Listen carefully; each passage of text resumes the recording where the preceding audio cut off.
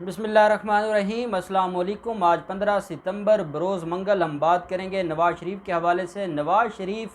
को जितना बड़ा झटका आज इस्लामाबाद हाई कोर्ट ने लगाया है, और मैं तो बड़े दिनों से आपको ये बात बता रहा था, लेकिन कुछ लोगों को फिर भी बड़ी उम्मीद थी, हमारे कुछ मीडिया के लोगों को, हमारे कुछ यूट्यूबर्स भाइयों को, जो ये समझ रहे थे कि शायद इस्लामाबाद हाई कोर्ट से कोई बड़ा रिलीफ मिल जाएगा नवाज़ शरीफ को, और नवाज़ शरीफ का ये जो बीमारी ड्रामा है ये इस्लामाबाद हाई कोर्ट में भी कामयाब हो जाएगा। तो मैंने आपको पहले दिन बताया था कि इसके लिए फिर कानून चेंज करने पड़ेंगे, इसके लिए फिर अदालतों को अपने प्रेसिडेंट्स को उठा के फेंकना पड़ेगा, और ऐसा हो नहीं सकता। और एक कभी भी किसी भी मुलजिम को उस वक्त तक रिलीफ नहीं दिया जा सकता जब तक वो सरेंडर ना करे। और ये जो इनका ख्वाब था कि ये आज भी इन्होंने लाहौर हाई कोर्ट में आज भी मेडिकल रिपोर्ट जमा करवाई हैं, और ये जो चाह रहे थे या ये समझ रहे थे या इनको इनके वकला ने ये बताया था कि आप ठक लाहौर हाई कोर्ट में रिपोर्टें जमा करवाते जाएं, इस्लामाबाद हाई कोर्ट को भी ज़्यादा अहमियत देने की ज़रूरत नहीं है। बाकी जो छोटी मोटी अदालतें हैं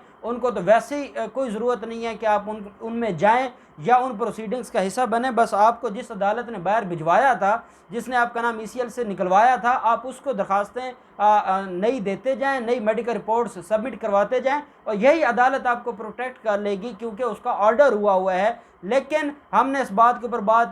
बड़ी डिस्कशन की थी कि ये हो ही नहीं सकता कि इस्लामाबाद हाई कोर्ट का अपना ऑर्डर है और उसके ऊपर लाहौर हाई कोर्ट का ऑर्डर इम्प्लीमेंट नहीं हो सकता, या वो लाहौर हाई कोर्ट का ऑर्डर बाइंडिंग नहीं है। वो अलग मैटर है, ये अलग मैटर है। और वही हुआ कि आज नवाज़ शरीफ की दरख्वास्तों को रद्दी की टोकरी में फेंक दिया इस्लामाबाद हाई कोर्ट ने। इस्लामाबाद हाई कोर्ट का ये 2 रुकनी बेंच था, जस्टिस आमिर फ़ारूक साहब और जस्टिस मोहसिन अख्तर कियानी साहब पर मुश्तमिल ये 2 रुकनी बेंच था जिसने केस की समाअत की है। ये वही बेंच है जिसने पहले नवाज़ शरीफ को बैरून मुल्क भेजा था, लेकिन अब यही बेंच है जिसने नवाज़ शरीफ की दरख्वास्तें खारिज की हैं। आज बेसिकली 3 दरखास्तें थी जिनके ऊपर समाअत थी, अभी अपीलों के ऊपर समाअत शुरू ही नहीं हुई। अभी दरखास्तें थी, कुछ ख्वाजा हारिस साहब की तरफ से दरखास्तें थी जो नवाज़ शरीफ की तरफ से थी। उसमें एक थी हाज़री से इस्तिस्ना की दरख्वास्त कि मुल्ज़िम आ नहीं सकता इश्तिहारी मुजरिम, क्योंकि वो बैरून मुल्क है और उसका भी इलाज होना है, और एक मेडिकल रिपोर्ट भी जमा करवाई गई, और वो भी एक कंसल्टेंट की मेडिकल रिपोर्ट थी। और उसमें ये कहा गया था कि क्योंकि इसको जो कैद में जो रखा गया है, जो इसको प्रिजन में रखा गया है, वो इसके दिल पे बड़ा बुरा असर पड़ा है, और कैद तन्हाई में इसको रखा गया है, और इसकी सेहत डिस्टर्ब हुई है, और अब इसको हॉस्पिटल के करीब करीब रहना होगा, ये सफ़र नहीं कर सकते, ये खा नहीं सकते, और बड़ी चीज़ें उसके अंदर इन्होंने कोई बड़े लंबी चौड़ी एक रिपोर्ट बनवा कर आए थे, वो भी अदालत में पेश की। साथ ये दरख्वास्त थी का नवाज़ शरीफ की तरफ से जो ख्वाजा हारिस साहब ने पेश की थी, और वो ये थी कि मुलजिम को, मुजरिम को इजाज़त दी जाए कि वो उसकी गैर मौजूदगी में उसका कोई नुमाइंदा इस केस में पेश हो, और अपीलें सुनी जाएँ, और अपीलों के ऊपर समाअत जारी रहे, और नवाज़ शरीफ को एग्जेम्प्ट कर दिया जाए। साथ ही नैब की दरख्वास्त थी, और नैब की दरख्वास्त में जो एवन फील्ड रेफरेंस में जो सज़ा सस्पेंड हुई थी मुल्ज़िम नवाज़ शरीफ की, साथ उसमें यह कहा गया था कि वो उस सज़ा सस्पेंशन के ख़िलाफ़ नैब गई थी सुप्रीम कोर्ट ने भी इस्लामाबाद हाई कोर्ट का वो फ़ैसला बरकरार रखा था। अब आकर नैब ने वो दरख्वास्त दी है कि जहाँ अल अज़ीज़िया रेफरेंस को डिस्कस किया जा रहा है, वहीं एवन फील्ड में भी उसकी दरख्वास्त ज़मानत जो मिली थी उसको वो खारिज की जाए। उसकी वजह यह है कि मुल्ज़िम ने जो उसको रिलीफ दिया गया था in the form of bail, वो उसने उसको नुकसान पहुंचाया है, उसने अदालत के साथ धोखा किया है। अदालत से ये वादा करके गए थे कि वो अदालतों में पेश होंगे जब उनको अदालतें बुलाएंगी, लेकिन वो अदालतों में पेश नहीं हुए, इसलिए उनकी वो दरख्वास्त भी खारिज की जाए। ये दरख्वास्तें थी, इसके ऊपर समाअत शुरू होती है। ख्वाजा हारिस साहब ने पहले इसमें बहस की, और कोई 1 घंटा उनके आर्गूमेंट्स चलते रहे, और उन्होंने 2 बड़े अहम केसेस का हवाला दिया। उसमें एक केस था जनरल मुशर्रफ का कि अदालत ने आसिफ सईद खोसा साहब के पास ये मैटर गया था, और आसिफ सईद खोसा साहब ने ये कहा था कि जब किसी मामले में कोई फ़र्द जुर्म लग जाता है, और फ़र्द जुर्म लगने के बाद मुल्ज़िम इश्तिहारी हो जाता है, तो उसकी गैर मौजूदगी में ट्रायल चल सकता है। तो ख्वाजा हारिस साहब का ये कहना था कि क्योंकि मुल्ज़िम की गैर मौजूदगी में ट्रायल चल सकता है, तो इसलिए मुल्ज़िम की गैर मौजूदगी में अपीलों पर भी समाअत हो सकती है। तो अदालत ने उनसे पूछा कि ख्वाजा हारिस साहब, आप नवाज़ शरीफ के हक़ में बात कर रहे हैं या नवाज़ शरीफ के ख़िलाफ़ बात कर रहे हैं? परवेज़ मुशर्रफ को पहले इश्तिहारी डिक्लेयर किया गया था, और इश्तिहारी डिक्लेयर करने के बाद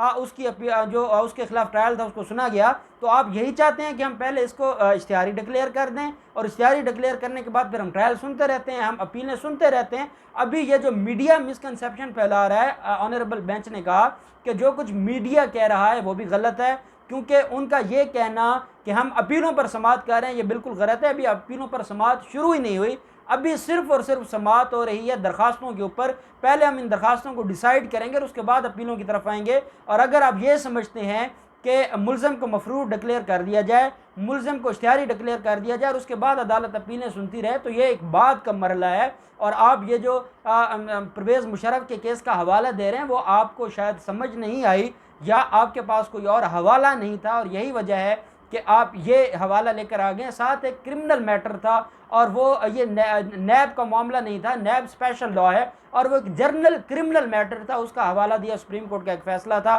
तो अदालत ने उसके ऊपर भी फरमा दिया कि वो CRPC उसके ऊपर अप्लाई होती है, यहाँ नैब के कवानीन अप्लाई होते हैं। नैब में CRPC तब अप्लाई होती है जब नैब खामोश हो जाए, नैब का कानून, और जब नैब का कानून जिस क्लास में कोई बात कर रहा हो तो वहाँ CRPC नहीं लगती, वहाँ प्रीवेल नैब का कानून करेगा। तो आप कैसे उस केस का हवाला दे सकते हैं? तो ख्वाजा हारिस साहब ने आखिर पर मिन्नत तरला करते हुए अदालत से ये गुजारिश की कि जनाब मेहरबानी करके मुलज़म की अपीलें सुनते रहें, किसी बंदे को मुकर्रर कर दें, मुलज़म बीमार है और मुलज़म को मौका दे दिया जाए कि वो चाहे आए चाहे ना आए, और उसके आने जाने से कुफ़ार के न पड़े, और असल उसकी अपीलें उनका समाअत होनी चाहिए। अदालत ने कहा अपीलें मुलज़म की हैं, मुजरिम की हैं,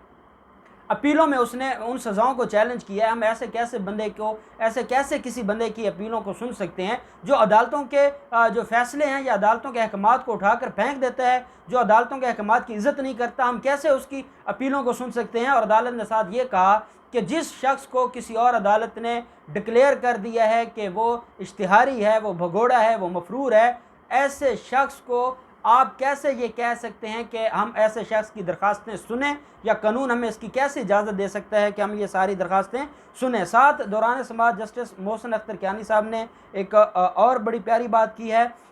उसमें यह कहा गया है कि जो ज़मानत लेकर बाहर जाने वाले ने ना तो कोई सर्जरी करवाई है, ना ही अस्पताल में दाखिल हुए। नवाज शरीफ के मेडिकल सर्टिफिकेट्स एक कंसल्टेंट की तरफ से आए हैं जो किसी अस्पताल से भी नहीं है। साथ ये कहा गया है जस्टिस मोहसिन अख्तर कियानी साहब की तरफ से कि अभी तक किसी अस्पताल में नहीं कहा, किसी अस्पताल ने ये बात नहीं कही कि हम कोरोना की वजह से नवाज शरीफ को दाखिल करके इलाज नहीं करना पा रहे, हमारे ये ज़मानत का हुक्म ख़त्म हो चुका, जिसके अपने असरात हैं और हम उसके मुताबिक फ़ैसला करेंगे। साथ है इसमें यह भी अदालत ने कहा कि आज इश्तिहारी मुलज़िम की दरख्वास्त पर समाअत की कानूनी पोजीशन पर दलाइल हमने तलब किए हैं, और अदालत ने इस्तफसार किया कि क्या किसी ऐसे इश्तिहारी मुलज़िम की दूसरे केस में दरख्वास्त सुनी जा सकती है जिसका कोई जवाब ख्वाजा हारिस साहब के पास मौजूद नहीं था। जब नैब से अदालत ने सवाल किया और नैब से सवाल जवाब शुरू हुए, तो नैब के जो प्रोसिक्यूटर थे उन्होंने बड़ी तैयारी के साथ आज अदालत में आए और उन्होंने अदालत को बड़े अच्छे तरीके से असिस्ट किया, और उन्होंने अदालत को वो मैं समझता हूँ कि यहाँ ख्वाजा हारिस साहब की तरफ से 2-3 जो प्रेसिडेंट्स आए थे, और उनका क्योंकि केस स्ट्रॉन्ग था उनकी तरफ से उन्होंने कोई 10 से 12 प्रेसिडेंट जमा करवाए जो सुपीरियर कोर्ट के थे, सुप्रीम कोर्ट के थे, जिसमें ये कहा गया कि एक इश्तिहारी मुलज़िम को कभी अदालत रिलीफ नहीं दे सकती, उसकी दरख्वास्त नहीं सुन सकती, उसकी दरख्वास्त के ऊपर कोई कार्रवाई नहीं हो सकती, उसको कोई रिलीफ नहीं मिल सकता। और इश्तिहारी मुलज़िम के बारे में लॉ ये कहता है कि वो शख्स जो अदालतों ने जिसको भगोड़ा डिक्लेयर कर दिया और जिसको अदालतों ने ये कह दिया है कि वो उसका इश्तिहार जारी कर दो कि वो अदालत में आए, और नहीं आता तो उसको गिरफ़्तार करके लाया जाए, ऐसे शख्स के बारे में लॉ ये कहता है कि वैसे तो accused favourite child of law है, लेकिन जहाँ अक्यूज़्ड इश्तिहारी हो जाता है, इश्तिहारी होने के बाद जब वो प्रोक्लेम्ड ऑफेंडर हो जाता है जिसको हम PO कहते हैं, उसके बाद इश्तिहारी का कोई हक नहीं रहता, इश्तिहारी के पास कोई अदालत को सेटिस्फाई करने का ऐसी उसके पास ऑप्शन नहीं रहती जब तक वो सरेंडर ना करे, और सरेंडर करना ज़रूरी होता है, जो सरेंडर नहीं किया गया। और अब नवाज शरीफ की हर तरफ से जो उम्मीदें थी वो टूट चुकी हैं, नवाज शरीफ की उम्मीदों पर पानी फिर चुका है। नवाज शरीफ के हक़ में जो नून लीग की क़यादत आज इस्लामाबाद हाई कोर्ट में आई हुई थी, जैसे केस की समाअत ख़त्म हुई है वो ऐसे भागे हैं कि जैसे उनके पीछे कोई चीज़ लग गई है, और क्योंकि उनके पास कोई जवाब नहीं था, आज वो अदालतों ने उनको कह दिया है। अब जब शहबाज शरीफ कहते हैं कि अदालतें उस बंदे को मफरूर या इख्तियारी डिक्लेयर कर रही हैं जिन्होंने अपनी वाइफ की को बीमार हालत में छोड़कर आ गए थे, तो भाई जो अपनी वाइफ को बीमार हालत में छोड़कर आ जाता है, क्या वो इतना उसके अंदर वो खुद परस्ती है, या वो इतना अपने सिर्फ अपना ही सोचता है कि वो वाइफ को छोड़ के आ गया, अपने आप को छोड़ के नहीं आ रहा, और अपनी पूरी पार्टी की सियासत उसने दांव पर लगा दी है अपनी झूठी जो मेडिकल है या बीमारी है उसका सहारा लेकर। तो अदालत ने वारंट गिरफ्तारी जारी कर दिए हैं मुजरिम नवाज शरीफ के, और ये प्रोसेस होता है जब भी किसी मुजरिम को इश्तिहारी डिक्लेयर करना हो, पहले उसके वारंट गिरफ्तारी जारी किए जाते हैं, फिर उसको मफरूर डिक्लेयर किया जाता है, और फिर उसके ख़िलाफ़ उसको इश्तिहारी डिक्लेयर कर दिया जाता है। 22 सितंबर तक अदालत ने हुकाम को ये हुक्म जारी किया है। अब ये इस्लामाबाद हाई कोर्ट के ऑर्डर्स हैं, ये आप बात अपने माइंड में रखें, और अब कहा गया है हुकाम को कि वो उसको गिरफ़्तार करके 22 सितंबर को पेश करें। अगर 22 सितंबर तक भी पेश हो गए तो इश्तिहारी होने से बच जाएंगे, नहीं पेश होंगे तो वो इश्तिहारी होंगे, और अल्टीमेटली उसका असर पड़ना है अपीलों पर, और जो वो रिलीफ लेना चाहते थे वो रिलीफ उनको नहीं मिलेगा, और नैब की जो दरख्वास्तें हैं, जो अपीलें हैं, वो मंजूर होंगी, जिसमें एक फ्लैगशिप रेफरेंस में एक्यूटल को कन्विक्शन में बदलना है, और बाकी जो सज़ाएँ हैं उनको बढ़ाने की, इंक्रीज़ करने की जो इस्तदा है वो मंजूर हो जाएगी। और नवाज़ शरीफ ने वैसे नहीं आना, उनको लंदन हुकाम ने, मुझे ये लगता है कि धक्के देकर ही निकाला जाएगा, और वो पाकिस्तान भी आएंगे, वो गिरफ़्तार भी होंगे, वो जेल में भी जाएंगे, और उनकी सारी प्रॉपर्टीज़ भी अटैच होंगी, और उनके ख़िलाफ़ बड़ी कार्रवाई भी होगी। और मुझे ये लग रहा है कि नवाज़ शरीफ शायद आ जाएं, क्योंकि अब नवाज़ शरीफ और शहबाज शरीफ का आपस में साथ चलना मुश्किल हो गया है, और एक वक्त आना है कि शहबाज शरीफ ने जाकर लाहौर हाई कोर्ट में दरख्वास्त देनी है कि मैं अपना बयान हल्फी वापस लेता हूँ, चाहे देर हो चुकी होगी, लेकिन वो ये भी कर सकते हैं। अब देखते हैं मज़ीद क्या डेवलपमेंट होती है, जो भी डेवलपमेंट होगी हम आपके साथ शेयर करते रहेंगे। अल्लाह पाक पाकिस्तान का हामी नासिर हो। बहुत शुक्रिया। अल्लाह हाफिज़। पाकिस्तान जिंदाबाद।